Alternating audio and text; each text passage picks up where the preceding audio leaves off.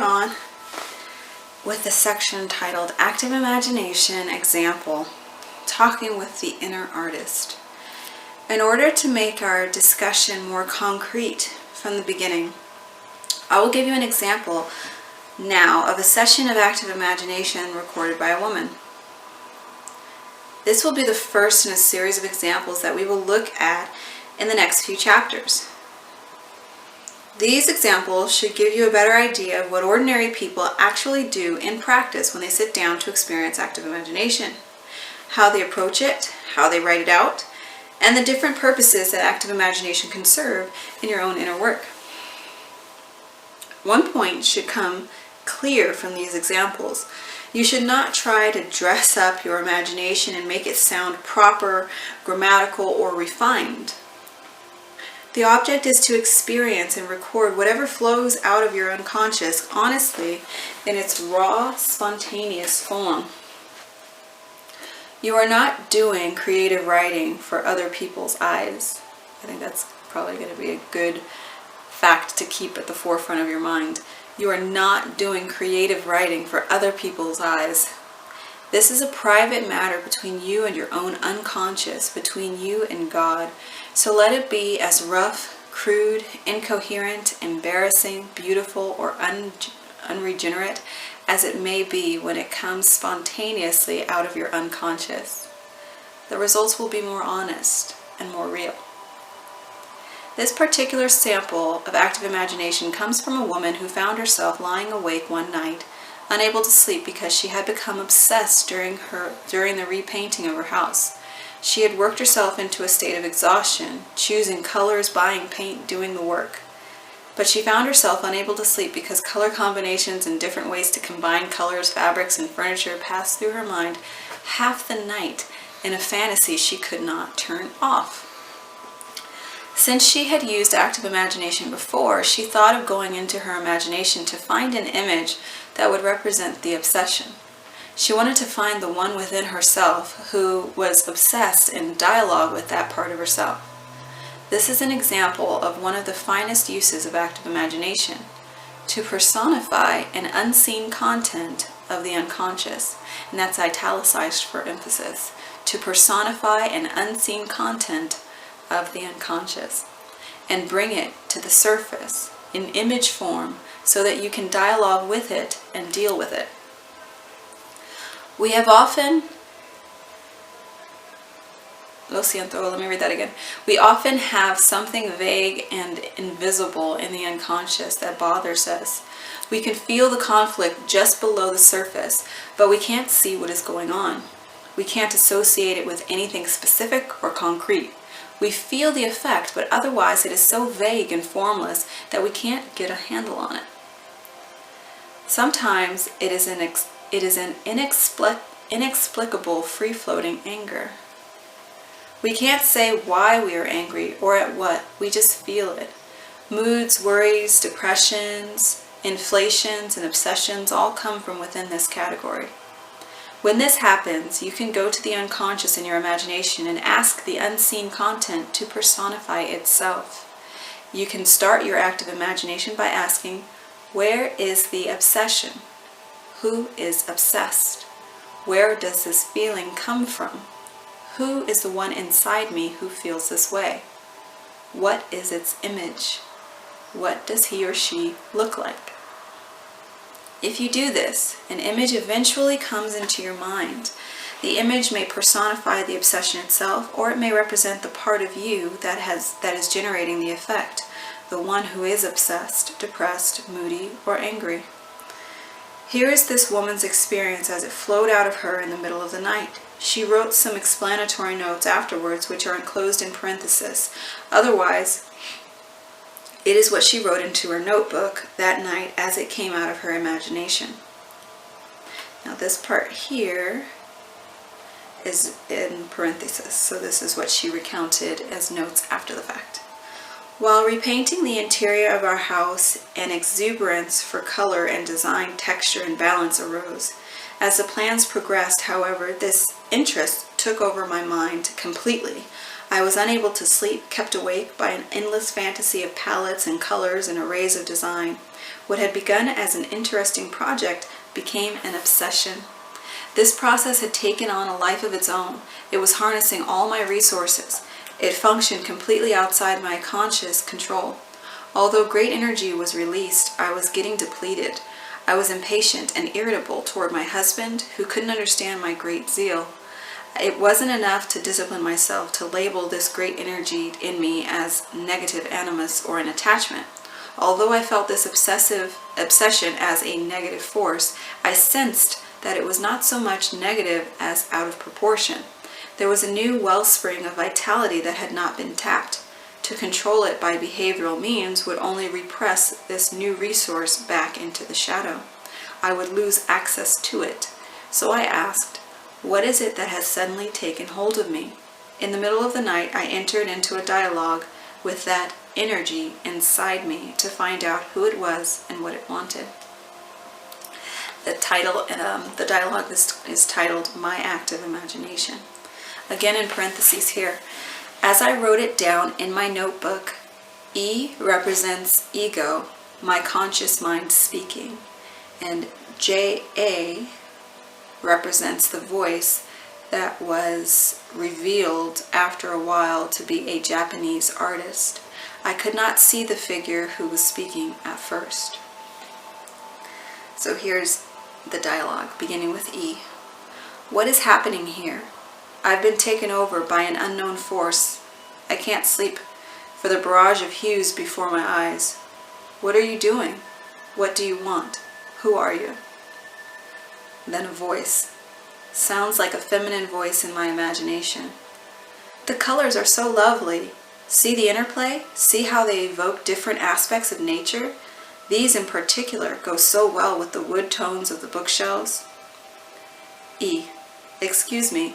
Yes, it is indeed lovely, but I am very weary and I have other considerations in life to worry about. I have other things to balance with this effort. You have taken over.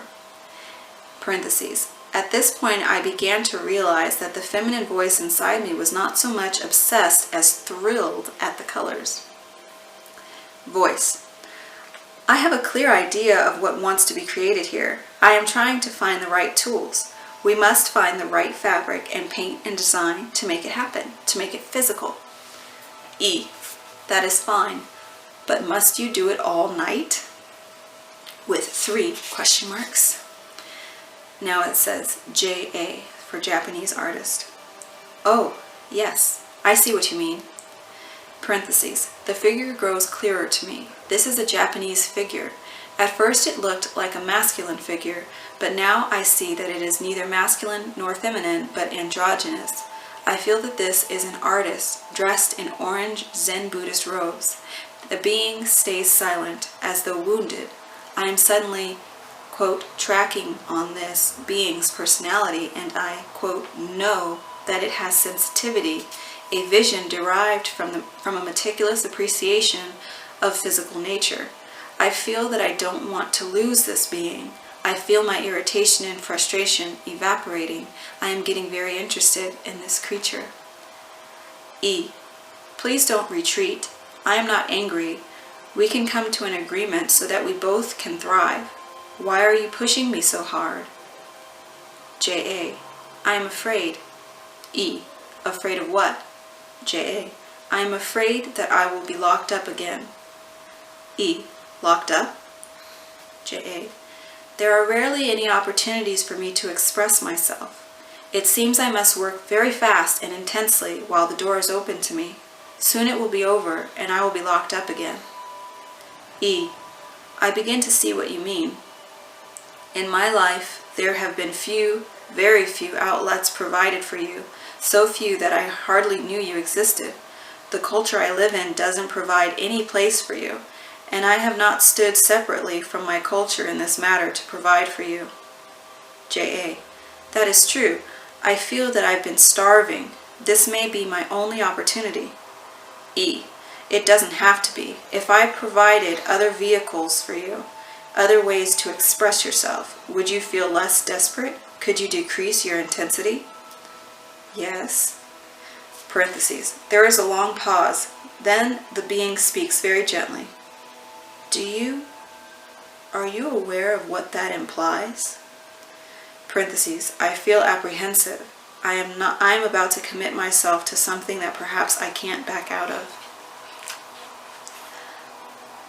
E. I think so. I know it hasn't been easy for me to give permission to purely creative efforts in the physical and sensation world. I have always let practicality get in the way. I always feel the pressure of my work, my responsibilities. J.A. I have tried to express myself through you, but for the most part those practical matters always win out. The pure joy of creating, living in the physical side of life, is whole unto itself, without expectation of outcome or so-called practical benefits. E. This is true, and given my conditioning, my dominant attitudes, I know you had to make me uncomfortable to get my attention. I see that I will have to stand independent of the values of productivity that surround me and dominate me. I must deal with the negative masculine production mentality that carries these ideas and crowds out everything else. He uses my fear of failure, my performance anxieties, and I must confront my desire to produce, to be a success in my work that gets out of hand. I must sort through the values connected with art, artistic expression in the physical world, and I must make a place for you. More directly, I have to provide some immediate vehicles for you. What do you suggest? J.A. Something like ceramics, watercolors, plant flowers, arrange flowers, or you can do something less formal. I just want us to work and play with form and color and aspects of the physical world. E. Fine. I will need your help also. I need your awareness of the value of the sensation world to strengthen me against the prejudice that has ruled me. J.A. You only need to still yourself and call to me, and I will respond. I will come back to you. Wow. There is an interesting footnote to this session of active imagination, the feeling reaction and the meanings that this woman drew from her experience. I resisted the language in which this active imagination was expressed. All these cliches about creativity and getting into ceramics and into watercolors seemed trite, but I also understood that no matter how the language came out, and no matter whether I felt I was being faddish or silly, the physical and sensation side of me had to be nourished. I had to deal with that part of me on its own terms and do what it needed of me within reason. The figure of the Japanese artist made me confront the degree to which my culture discourages an awareness of beauty. This culture is interested only in productivity and empiricism. It assigns no value to being as opposed to doing. It gives no value to beauty that exists in its own right without utilitarian production. The dialogue with this newly discovered ally led to a long investigation of the cultural prejudices I had absorbed by virtue of being born here. It helped me to sort out my individual nature from the collective. In other words, it was part of my individuation process. In the aftermath of this active imagination, this woman found a new world opening up to her. She talked to this inner Japanese artist figure regularly. She started with a class in ceramics. She spends a certain amount of time every week working in her garden or at the ceramics workshop and in other physical or artistic activities that bring her a sense of beauty and put her in contact with earth-connected feminine values. That's crazy. I've been wanting to get back into ceramics for years, and I just found on meetup.com there's a meetup in Pomona called the DA Center of the Arts, and they have ceramics classes, and I've just been putting up. Now that I have more time cleared up, I should check that out. That's awesome. Where was I? Sorry. As you know from her dialogue, she had been so tied up with mental work, thinking, analyzing, productivity, that there was no room in her life for the physical side of life, the realm of physical beauty, the sense of being connected through the physical body to the earth, the plants, the colors and textures that intoxicate her inner Zen monk. So she has derived a deep satisfaction from all this, a knowledge that she is nourishing a part of herself that was starving before, and her sense of who she is has been amplified accordingly. There is more to her than she had realized. Any quality within you can be personified in this way and persuaded to clothe itself in an image so that you can interact with it. If you feel an inflation, you can go to your imagination and ask that inflation to personify itself through an image. If you vaguely feel a mood controlling you, you can do the same. It is the image that gives one a starting point. You can enter into dialogue, you can interact, and you can move towards some kind of understanding. In this example, you find all the basic elements necessary for good active imagination. Please notice that the whole experience began in a kind of passive fantasy.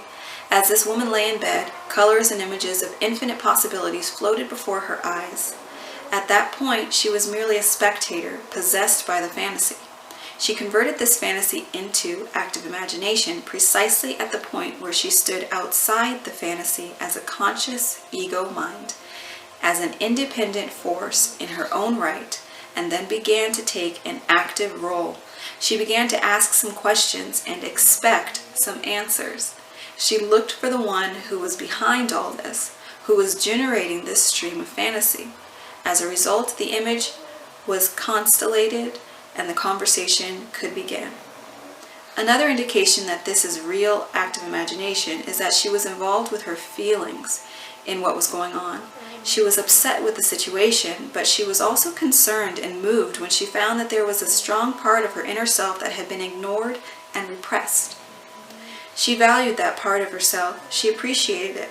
She had feelings toward it. This is shown not only by what she said, but by her doing something afterwards to honor that part of herself. Another important factor was her willingness to listen to the person from the unconscious.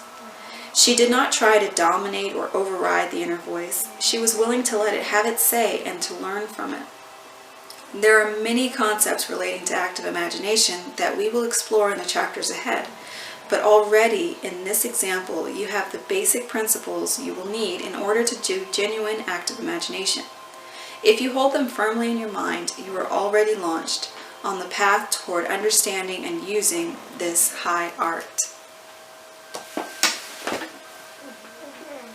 Sorry. My pug is snoring so loud. I don't know if you can hear it. I'm sorry. Next section. When you think you're making up something.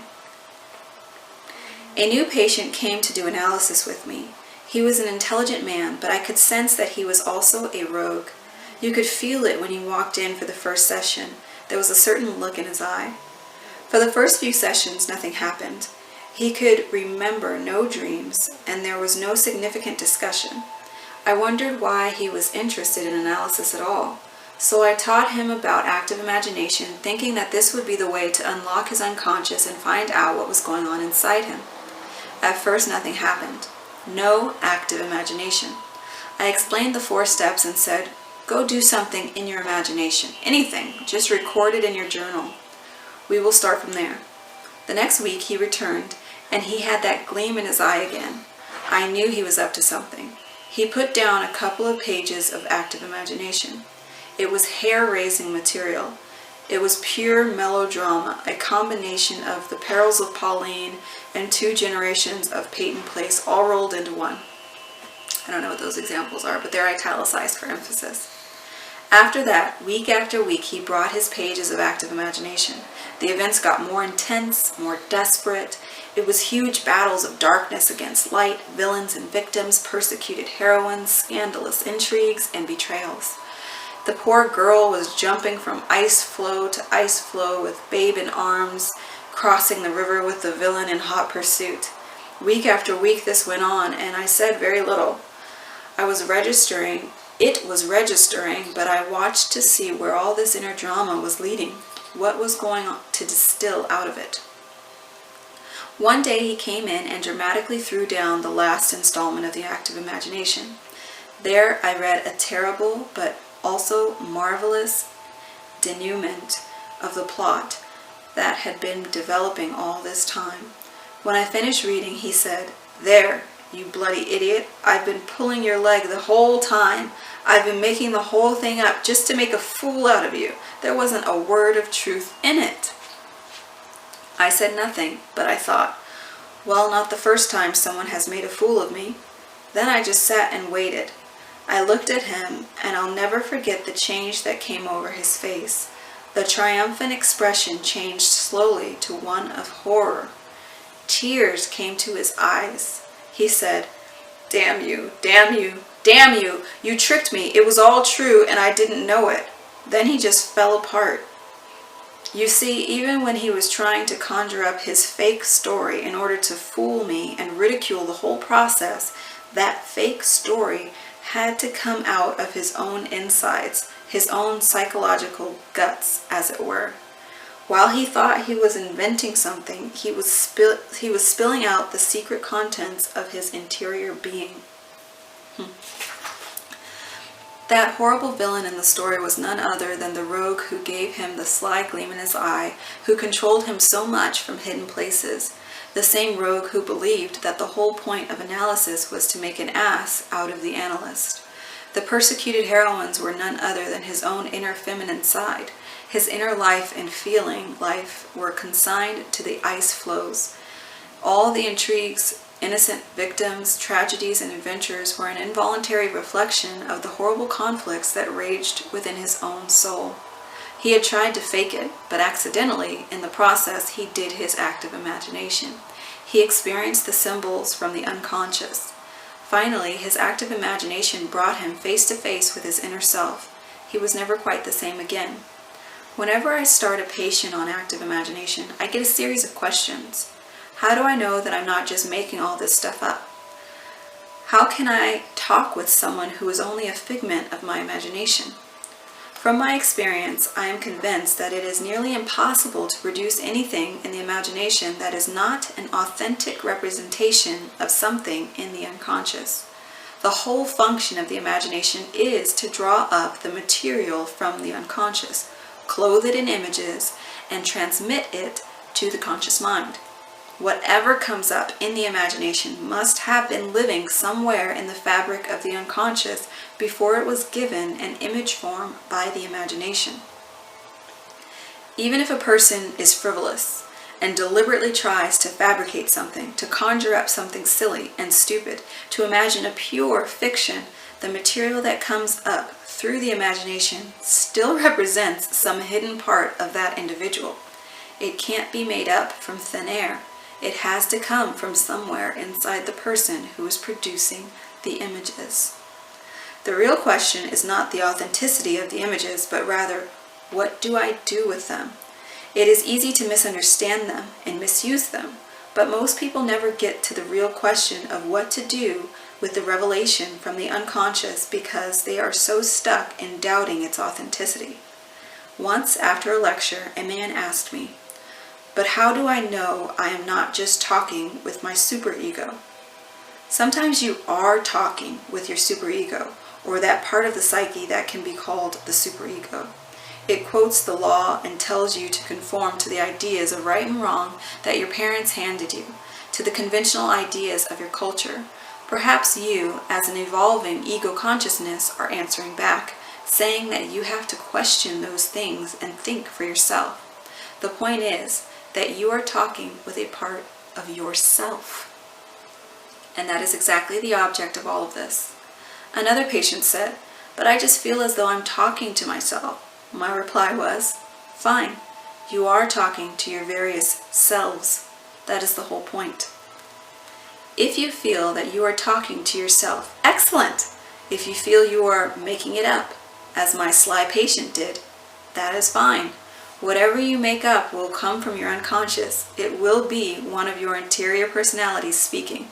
All that is required ultimately is that you write it down so that you write down what you have to say, write down what the interior persons have to say, and write down what you do together. When you begin to see your imagination for what it really is, you will realize that it reflects the inner world of your unconscious as faithfully as a highly polished mirror. The next section we'll read is Active Imagination as Mythic Journey. But for here, we're going to cut it off there. And I like the lessons that it's saying here. It's basically people are going to come up with, like what they say, the monkey mind, I guess. You're going to come up with all these questions. Oh, what if this, or are you trying to trick me, or I don't want to, because you really don't want to go deep, right? The ego mind doesn't want to get them seen for what it is. So it's going to try and prevent you from making up, from connecting with your unconscious. So you start to make up little questions, or what if I'm talking to myself, or what if I'm making it up, or what if it's not real, or what if it doesn't matter, none of that. He's saying that regardless, it's basically foolproof. Do the work. Don't try and think about it, because we're trying to get past that mind. So don't use it right now. Go past it. Do the inner work. All right, that's it. I'll see you next time.